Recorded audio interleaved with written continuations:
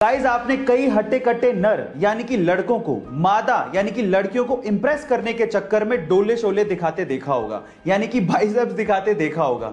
अब उनके हिसाब से ये शो ऑफ करने से लड़कियां इंप्रेस हो जाती हैं। अब होती हैं या नहीं होती वो तो लड़कियां बताएंगी, लेकिन ऐसी सेम चीज कंगारू भी करते हैं। जी हां गाइस, आप ठीक सुन रहे हैं।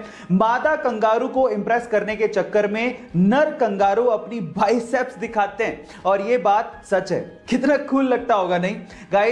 ये इंटरेस्टिंग फैक्ट जान के आपको कैसा लगा चैट सेक्शन में जरूर लिखेगा। सक्सेस किसे कहते हैं या आज इस वीडियो में मैं आपको सिर्फ बताऊंगा नहीं बल्कि दिखाऊंगा भी, तो चलो दिखाता हूं। 1994 के आपकी अदालत के एक इंटरव्यू में शाहरुख खान को बुलाया गया। जब शाहरुख खान गैलरी से एंटर हो रहे थे तो वहां पर बैठा एक भी शख्स ना खड़ा हुआ ना तालियां बजाई। शाहरुख खान अंदर गए, सबके सामने हाथ जोड़कर अभिवादन किया और अपनी सीट पर जाके बैठ गए। तो वहां के लोग कुछ इस तरह से रिएक्ट कर रहे थे, ना जाने किसको बुला लिया हो। लेकिन 21 साल बाद साल 2015 में जब शाहरुख खान को आपकी अदालत के इंटरव्यू में दोबारा बुलाया गया तो दीवानगी का आलम कुछ अलग लेवल पे था। लोग खड़े हुए, सीटियां बजाई, तालियां बजाई और शाहरुख खान का अभिवादन किया। गाइस, इसी दिन के लिए तो हर इंसान जी तोड़ मेहनत करता है। वो कहते हैं ना, खुद ही को कर बुलंद इतना कि खुदा बंदे से खुद पूछे बता तेरी रजा क्या है। इस अंग्रेजी ने हमारी जान तो निकाल ही रखी है, और ये अंग्रेजी अंग्रेजों को भी नहीं छोड़ेगी, देख लेना। अब ऐसे ही कुछ एक फनी इंसिडेंट हुआ जिसे सुनने के बाद आपको बहुत हंसी आएगी। अब आपको भी पता है कि अमेज़न पे सब कुछ बिकता है, तो अमेज़न पे गोबर के उपले भी बिक रहे थे, जिसको उन्होंने अंग्रेजी में मेंशन कर रखा था। अंग्रेजी में गोबर के उपलों को होली काओ डंग केक लिखा हुआ था। इसका मतलब लास्ट में था केक। अब किसी ने उसे केक समझ के मंगवा लिया, और उसके बाद बकायदा प्रोडक्ट के नीचे रिव्यू भी लिखा, जिस रिव्यू को सुनने के बाद आपको बड़ी हंसी आएगी। उस बंदे ने लिखा कि इस केक को मैंने मंगवाया और चखने के बाद ये टेस्ट में बहुत ही ज्यादा गंदा था और इसे खाने के बाद मुझे लूज मोशन हो गया। इसके अलावा भी बहुत कुछ लिखा हुआ था जिसे आप प्रोडक्ट साइट पे जाके रिव्यू में पढ़ सकते हो। गाइस, ये फनी इंसिडेंट सुन के आपको कैसा लगा चैट सेक्शन में जरूर लिखेगा। आज अगर हमें जरा सी भी चोट लग जाए तो हम लोग तुरंत बैंडेड का इस्तेमाल कर लेते हैं ताकि खून को बहने से रोका जा सके।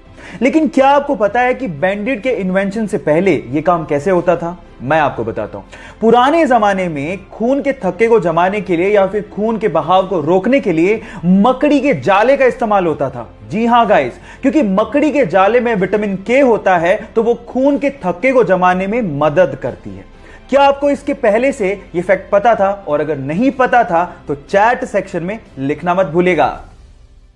गाइस, आप लोगों ने मर्सिडीज कार ब्रांड के बारे में तो सुना होगा, लेकिन उसमें सबसे फैसिनेटिंग चीज है उसका लोगो। लेकिन मेरा सवाल यह है कि उस लोगो में जो 3 लाइनें होती हैं वो किसको रिप्रेजेंट करती हैं? क्या उसका कोई मतलब होता है?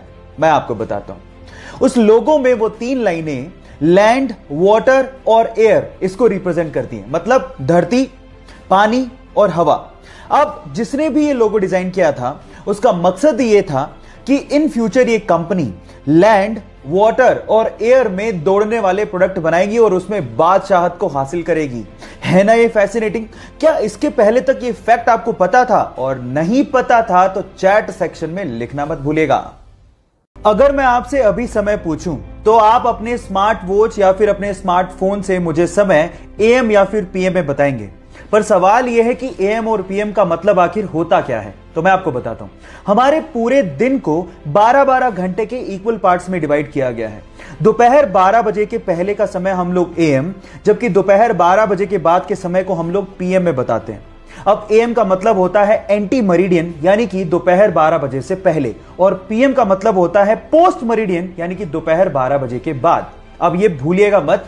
क्या आपको पहले से बात पता थी? और नहीं पता थी तो चैट सेक्शन में लिखना मत भूलिएगा।